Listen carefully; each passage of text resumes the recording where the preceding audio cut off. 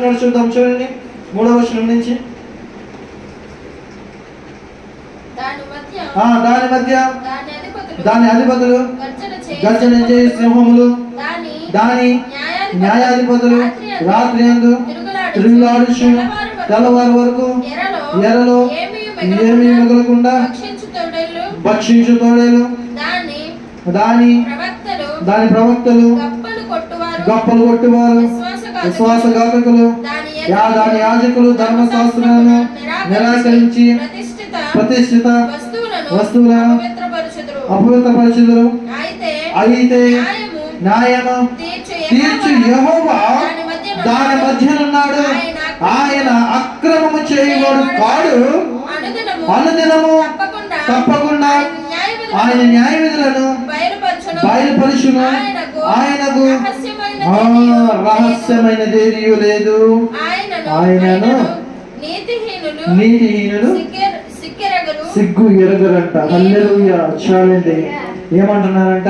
ఎవరైతే మూర్ఖంగా ప్రవర్తిస్తారో, ఎవరైతే అన్యాయముగా ఉంటారో వీరందరికీ న్యాయం తెచ్చడానికి యెహోవా ఎక్కడున్నాడంటే వారి మధ్యనే ఉన్నాడంటున్నాడు. ఇక్కడ ఆ 3వ వచనం ఎంత భయంకరంగా ఉందో చూడండి. గర్జన చేసి మామూలు దాన్ని ఆ న్యాయాధిపతులు రాత్రి యందు తిరుగులాడుచు తెల్లవారు వరకు కూడా ఎరలో ఏమీ మిగలకుండా భక్షించు తోడేళ్ళ. అంత భయంకరంగా ఉన్నది. అయితే దేవుడు అంటున్నాడు, నేను వారి మధ్యనే ఉన్నాను, వారికి తగిన ప్రతిఫలాన్ని నేను ఇస్తానంటున్నాడు. దేవుడు ఎక్కడో లేడండి. భూమి ఆయన పాదపీఠము, ఆకాశము ఆయన సింహాసనము. అంటే ఆయన ఇప్పుడు ఎక్కడున్నాడు అంటే కనుక ఆకాశం మీద కూర్చొని ఉన్నాడు. అంటే ఆయన మనల్ని చూస్తూనే ఉన్నాడు. ఎవడైనాను సరే దేవుడు లేడని పాపము చేసిన ఎడల ఆడు గురించి ఏమంటున్నాడంట? రహస్యమైనదేది లేదు. ఆయనకు రహస్యమైనదేది కూడా లేదు. అందుకే మనం ఎక్కడున్నప్పటికీ ఎవరు చూస్తా లేదు కదా అని చెప్పేసి భయంకరంగా మనం ప్రవర్తిస్తే కనుక దేవుడు చూస్తున్నాడు. ఎవరు మనం విడిచిపెట్టి మనం దూరంగా వెళ్ళిపోయాం కదా, అక్కడ మనకు నచ్చినట్లు జీవించవచ్చు అనుకుంటే కనుక అక్కడ కూడా దేవుడు ఉన్నాడు. అందుకే యోనా గారు అంటారు, ఇదిగో నేను భయంకరమైన పాతాళములో నుంచి వర్ర పెట్టి చుండగా నా స్వరమును ఆలకించి దేవుడా అని ఆయన ప్రార్థన చేస్తుంది. దావీదు అంటాడు, నేను అగాధములో ఉన్నను, నన్ను చూచువాడు నీవే అని చెప్పేసి ఆయన చూపించినాడు. కాబట్టి ప్రతి వారికి ప్రతిఫలాన్ని ఇస్తాడు. ఇక్కడ మూర్ఖులకు ముష్కరులకు కూడా శ్రమ అంటున్నాడు. అన్యాయముగా ఉండే వారికి శ్రమ అంటున్నాడు. కాబట్టి అన్యాయముగా మనం ఏమాత్రమున ఉండకూడదు. రాబోయే కాలంలో మనకి శ్రమలు వస్తాయి. మనం అన్యాయముగా ఉంటే దేవుని రాజ్యంలో మనము చేరలేము. అప్పుడు మనకేమొస్తుందంట? శ్రమలు వస్తాయి.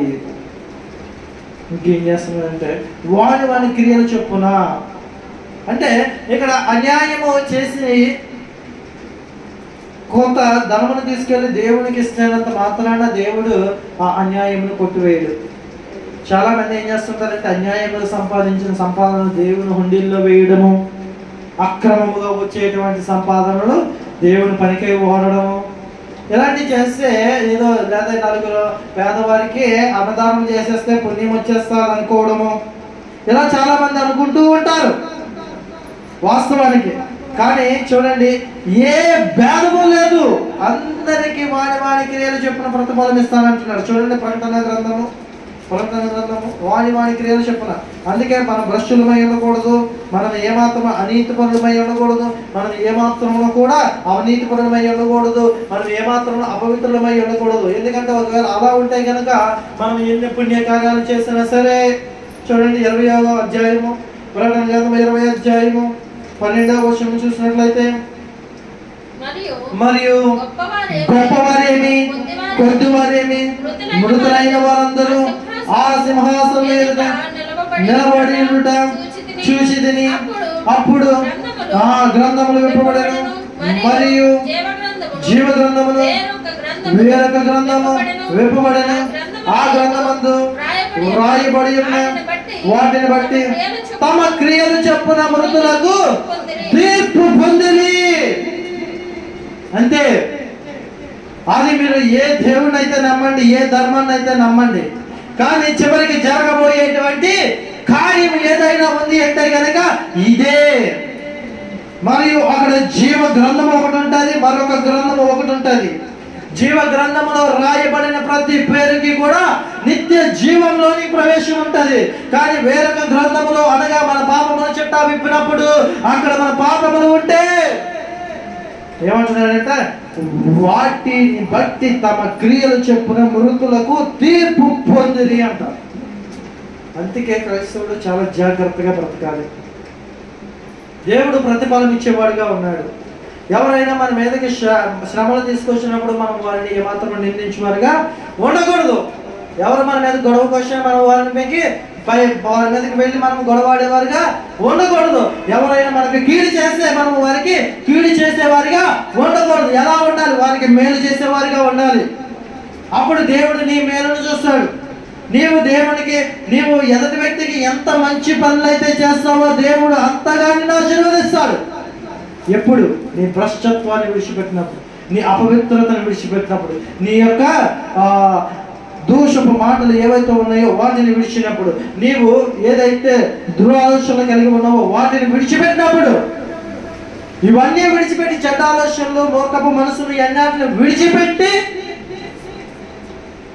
నీవు మంచి పనులు చేయగలిగితే అప్పుడు మంచి ప్రతిఫలాన్ని నీకు ఇస్తానంటాడు. లేదంటే మనకి ఏంటంట? శ్రమ. వాటి వేటిని విడిచిపెట్టకుండా నువ్వు ఎంత చర్చికి వెళ్ళినా శ్రమే. వాటి వేటిని విడిచిపెట్టకుండా నువ్వు ఎంత ప్రార్థన చేసినా నీకు శ్రమే. కాబట్టి మనం వాటన్నింటినీ విడిచిపెట్టాలి. దుర్మార్గతలను విడిచిపెట్టాలి, చెడుతనమును విడిచిపెట్టాలి, అంతేకాకుండా చెడు చూపును విడిచిపెట్టాలి, చెడు తలంపులను విడిచిపెట్టాలి. హృదయంలో ఉన్న చెడు తలములంతటిని విడిచిపెట్టి మన హృదయాన్ని మనం పరిశుద్ధంగా మార్చుకోవాలి. అప్పుడు మనకి ఏమొస్తుందంట అంటే కనుక జీవ గ్రంథంలోనికి మన పేరు లెక్కింపబడుతుంది. హల్లెలూయా. అంతేకాకుండా ఇంకేం చేస్తాడంట? ప్రతిఫలాన్ని ఎలా ఇస్తాడంటే చూడండి, చెడ్డవైన మంచివైన ఏవైతే క్రియలు నువ్వు చేస్తున్నావో అవి చెడ్డవైతే చెడ్డగాను, మంచివైతే మంచిగాను నీకు ప్రతిఫలాన్ని దేవుడు ఇవ్వడానికి సిద్ధంగా ఉన్నాడు. చూడండి, కొరింథీయులకు రాసిన పత్రిక, సమయం అయిపోతుంది కాబట్టి నేను త్వరగా ముగిస్తాను. కొరింథీయులకు రాసినటువంటి 2వ పత్రిక, అపోస్తలుడైన పౌలు గారు కొరింథీయులకు రాసిన 2వ పత్రిక 10వ వచనము, 5వ అధ్యాయము 10వ వచనం చూద్దాం. 2వ పత్రిక 5వ అధ్యాయము. సమయం అవుతున్నది కాబట్టి నేను ముగిస్తాను. 10వ వచనం.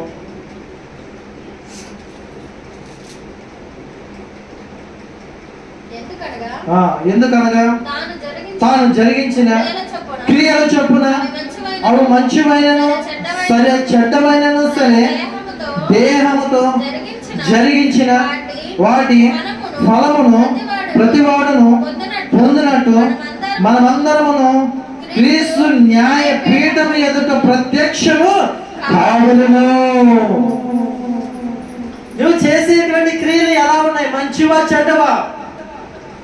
నువ్వు ఏ క్రియలు చేసినా సరే ఎవరి ముందు నువ్వు నిలబడాలంటే లాస్ట్కి నువ్వు ఎన్ని ధర్మాలంటేనేమో, ఎన్ని సిద్ధాంతాలంటేనేమో,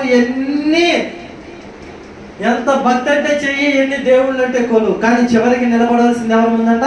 క్రీస్తు న్యాయాధిపీఠం ఎదుటే. అంటే యేసుక్రీస్తు ప్రభువారిని అందరూ చూస్తారు. చూడలేని వారు ఎవ్వరూ లేరు. దేవుడిని ఆశ్రయించిన వారు చూస్తారు, దేవుడిని విశ్వసించిన వారు చూస్తారు, దేవుడిని చూడని వారు, అదే దేవుడిని నమ్మని వారు కూడా క్రీస్తుని చూస్తారు. అయితే అక్కడ చూసిన తర్వాత ఏం చేస్తారంట అంటే కనుక మంచివైనను సరే జరిగించినటువంటి క్రియలు ఏవైతే ఉన్నాయో అవి మంచివైనను సరే చెడ్డవైనను సరే దేహముతో జరిగించిన వాటి ఫలము ప్రతి వాడును పొందినట్లు. అంటే ఆ ఫలములు ఏవైతే ఉన్నాయో అవి మనం పొందుతామంట ఖచ్చితంగా. ఆయన ప్రతిఫలం చేయవాడుగా ఉన్నాడు. ఆ ఫలములు ఏవై ఉండాలి? చెడ్డవైన అనుకోండి నిత్యాజ్ఞలోనికి వెళ్ళిపోతాం, మంచివైన అనుకోండి నిత్య జీవంలోనికి దేవుడు మనల్ని తీసుకెళ్తాడు. అందుకే మన దేహంతో మనం ఏ కార్యములు చేస్తున్నాం అనేది అనుదినము మనము కంటికి రెప్పలా కాపాడుకుంటూ మన దేహాన్ని పరిశుద్ధపరచుకోవాలి. అవి పరిశుద్ధపరచుకోకుండా నీవు ఎంత ప్రార్థనలు చేసినా, ఎన్ని మందిరాలు తిరిగినా, ఎన్ని గుడులు మెట్లెక్కినా, ఎంత పుణ్యాలు చేసినా, ఎన్ని దానాలు చేసినా సరే అవి ఏవి కూడా నిన్ను నిత్య జీవానికి తీసుకొని వెళ్ళవు. వీటిని మనం చాలా జాగ్రత్తగా మనము గ్రహించగలగాలి. మంచి కార్యములు మనము చేయువారిగా ఉండాలి. హల్లెలూయా. అయితే చూడండి, దేవుడు అపవిత్రులకు ఎటువంటి ఫలాన్ని ఇస్తాడో ఇప్పుడు చూద్దాం. ఇప్పటి వరకు మనం చూసాం కదా, ఒకవేళ అపవిత్రులుగా, అన్యాయస్తులుగా, దూషులుగా, దుష్టులుగా, మనము కోపగొట్టు వారుగా, లేదంటే మనము మూర్ఖులుగా ప్రవర్తిస్తే కనుక అటువంటి వారికి ఎటువంటి ప్రతిఫలాన్ని ఇస్తాడో చూద్దాం. చూడండి, కొరింథీయులకు రాసినటువంటి పత్రిక ఇక 2 మాటలు నేను చెప్పి ముగిస్తాను. నీతిమంతులకు ఎటువంటి ఫలాన్ని ఇస్తాడు? మొదటి కొరింథీయులకు రాసిన పత్రిక 6వ అధ్యాయము 9వ వచనం నుంచి చూద్దాం. ఇప్పటి వరకు నేను చూపించినటువంటి 2 ప్రతిఫలాలు చూపించాను. ఏంటవి అంటే కనుక చెడ్డవి, మంచివి. అయితే కీడు చేస్తున్న వారు ఎవరైతే ఉన్నారో, దుష్టులుగా, మూర్ఖులుగా, అనీతిమంతులుగా, ఇంకెవరు అపవిత్రులుగా ఎవరైతే ఉన్నారో వారికి ఎటువంటి ఫలాన్ని దేవుడు ఇస్తున్నాడు? మంచి ఫలం, మంచి నీతిగా బ్రతికి ఆ పవిత్రుడిగా బ్రతికిన వాడికి ఎటువంటి ఫలాన్ని ఇస్తాడో నేను ఇప్పుడు మీకు చూపిస్తాను. చూడండి, 6వ అధ్యాయము 9వ వచనం నుంచి చదువుకుందాం. అన్యాయస్తులు దేవుడు రాజ్యమునకు వారసులు కానేరని మీకు తెలియదా? మోసపోకుడి, జాగరులైనను, విగ్రహారాధికులైనను, వ్యభిచారులైనను, ఆడంగితనము గలవారైనను, పురుష సంయోగులైనను, దొంగలైనను, లోబులైనను, త్రాగుబోతులైనను, దోషకులైనను, దోచుకుని వారైనను దేవుడి రాజ్యములకు వారసులు కానేరరు. ఇంకా తెలుసు చదువుదాం. మీలో కొందరు అట్టి వారై ఉంటిరి గాని ప్రభువైన యేసుక్రీస్తు నామములో మన దేవుని ఆత్మయందును మీరు కడగబడి పరిశుద్ధపరచబడిన వారై నీతిమంతులుగా తీర్చబడి. హల్లెలూయా. అంతే, ఇంకేమీ లేదు.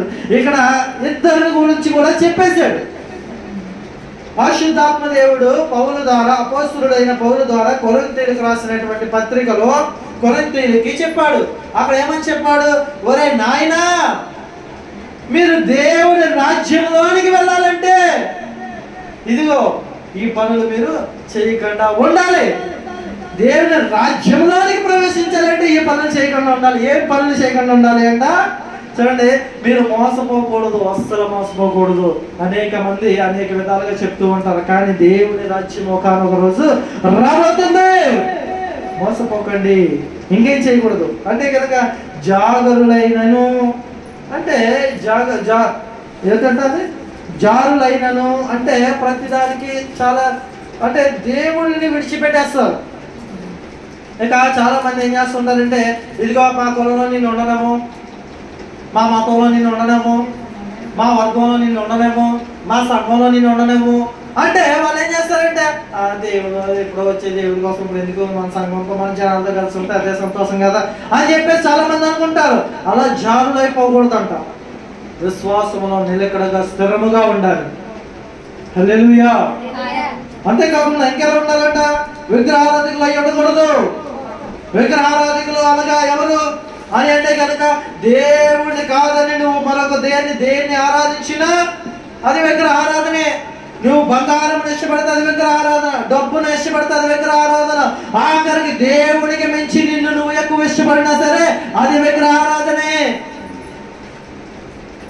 నువ్వు దేవుడిని కాదని సెల్ ఫోన్కి సమయం ఇస్తే అది విగ్రహారాధన. నువ్వు దేవుడిని కాదని టీవీకి సమయం ఇస్తే అది విగ్రహారాధన. నువ్వు దేవుడిని కాదని నీ సొంత పనులకు నువ్వు సమయాన్ని ఇస్తే అది విగ్రహారాధన.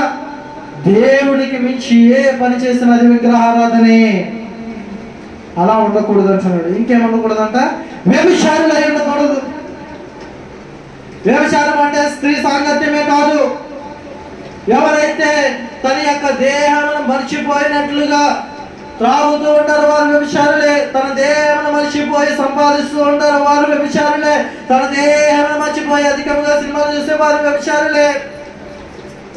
వీరందరూ కూడా వ్యభిచారానికి సంబంధించిన వారు. ఇంకేమన్నా? ఆడంగి తలము గలవారు రైనను పురుష సంయోగములైనను అంటే ఆడంగి తలం వారు అంటే మనం అంటూ ఉంటారు ఇజ్రాయెల్ అంటారు. చూడండి, ఇజ్రాయెల్ అంటారు తెలుసా? వారు నిజముగా దేవుని కృపను బట్టి పుట్టిన వారు అయితే కారు. కానీ చాలా మంది ఇప్పుడు ఏం చేస్తున్నారంటే వేషధారులుగా మారిపోతున్నారు. అంటే సంపాదించుకోవడం కోసము వారిని వారు పురుషులుగా ఉన్నప్పటికీ కూడా చీరలు కట్టుకొని, అంటే నిజముగా ఇజ్రాయెలుగా పుట్టిన వారు దేవుడికి స్తోత్రము, వారు గొప్పవారే, వారు దేవుడి రాజ్యంలోనే ఉంటారు, వారు న్యాయముగా నీతిగా ఉంటారు కాబట్టి. కానీ ఇజ్రా అని చెప్పుకొని పేరు గల అనేక మంది పురుషులు ఇజ్రాయెలుగా మార్చబడుతున్నారు. చూడండి, వీరికి శ్రమ. వారు అనుకుంటారు ఈ రోజు మేసం తీసేసుకొని గడ్డం తీసుకొని ఏదో ఇగ్గెట్టుకొని చీర కట్టుకొని బయటకు వెళ్తే డబ్బులు వస్తున్నాయి కదా అనుకుంటారు. వారికి శ్రమ. నిజముగా ఇజ్రాగా పుట్టినటువంటి అంటే స్వభావ సిద్ధంలో ఉన్న వారికి పరలోక రాజ్యం ఉంటుంది. కానీ ఎవరైతే వేషధారులు ఉంటారో వారికి శ్రమ. అంతేకాకుండా కేవలం పురుష సంయోగులైన వారైనను మనం చూస్తూ ఉంటాం. ఇతర దేశాల్లో పురుషులు వివాహం చేసుకుంటూ ఉంటున్నారు. అది ఇతర దేశాల్లోనే కాదు, ఇండియాలో కూడా వచ్చేసింది. చాలా మంది పురుషులు వివాహం చేసుకుంటున్నట్టుగా మనం చూస్తూ ఉంటున్నాం. వాస్తవానికి చూడండి, కొంతమంది ఇజ్రాయెలుగా మార్చబడి వారు కూడా ఇంకొక పురుషుడిని పెళ్లి చేసుకుంటారు. వారు ఎంత పెళ్లి చేసుకున్నా, ఎంత అమ్మాయిలా రెడీ అయినా వాడి తత్వం పురుషతత్వమే కదా. వారికి కూడా శ్రమ. వారు జరిగించే కార్యం అంటే వివాహములు చేసుకోకుండా కొంతమంది శరీర కార్యాలు జరిగిస్తుంటారు. అలాంటి వారికి శ్రమ. దొంగలైనను, లోపులైనను, త్రాగుబోతులైనను, దోషకులైనను, దోచుకుని వారైనను దేవుని రాజ్య వారసులు కాదు. కాబట్టి మనము దేవుడు ఎవరికి ప్రతిఫలం ఇస్తానంటున్నాడు? ఇలాంటి వారందరికీ కూడా ప్రతిఫలాన్ని ఇస్తున్నాడు. కానీ ఎటువంటి ప్రతిఫలం? ఆయన రాజ్యంలో అడుగు పెట్టలేనటువంటి ప్రతిఫలాన్ని ఇస్తున్నాడు. కాబట్టి అటువంటి స్థితిలో ఉంటే గనక జాగ్రత్త. మరి ఎలా ఉండాలి అంటే గనక నీతిమంతులుగా మనం ఉండాలి. చూడండి, మత్తయి సువార్త చివరి మాట నేను చెప్పి ముగిస్తాను. మత్తయి సువార్త 13వ అధ్యాయంలో చివరి మాట నేను చెప్పి ముగిస్తాను. నీతిమంతులైన వారికి ఎటువంటి ప్రతిఫలాన్ని దేవుడు ఇస్తున్నాడు అనే విషయాన్ని మనం చూద్దాం. చూడండి, మత్తయి సువార్త 13వ అధ్యాయము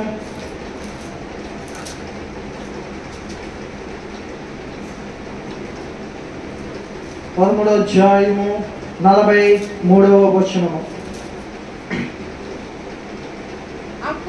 అప్పుడు నీతిమంతులు తమ తండ్రి రాజ్యములో సూర్యుని వలె తేజరిల్లుదురు. చెవులు గలవాడు వినుగాక.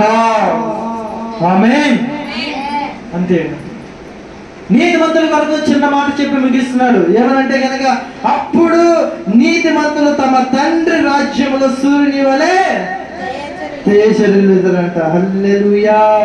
నిజముగా అండి, ఎవరైతే మూర్ఖముగా ఉంటారో వారికి శ్రమ. ఎవరైతే నీతిమంతులుగా ఉంటారో వారు దేవుని రాజ్యములో సూర్యుని వలె ప్రకాశించే వారిగా ఉంటారంట. నిజముగా దేవుడిని నమ్ముకొని ఇక్కడ కూడా నువ్వు రక్షణ పొందగలిగితే, దేవుడిని నమ్ముకొని నువ్వు నీతిగా మార్చబడగలిగితే, ఇక్కడ కూడా నువ్వు ఎలా ఉంటావంటే అనేక మందికి వెలిగించేవారుగా దేవుడు నేను చేస్తాడు. కాబట్టి ఈ రోజు నువ్వు ఏ స్థితి కలిగి ఉన్నావు, దేవుడు ఎంతవరకు చెప్పినటువంటి ఏ చెడు లక్షణమైన నీలో ఉంటే గనక ఇదిగో ఈ క్షణమును ఒప్పుకోగలిగితే దేవుడు క్షమించేవాడుగా ఉన్నాడు. నిన్ను నీతిమంతుడిగా చేసుకొని తన రాజ్యంలో సూర్యుడి కాంతి వలె ప్రకాశించినట్లు నిన్ను చేయబోతున్నాడు. అటువంటి స్థితి దేవుడు మనందరికీ దయచేయును గాక. ఆమేన్.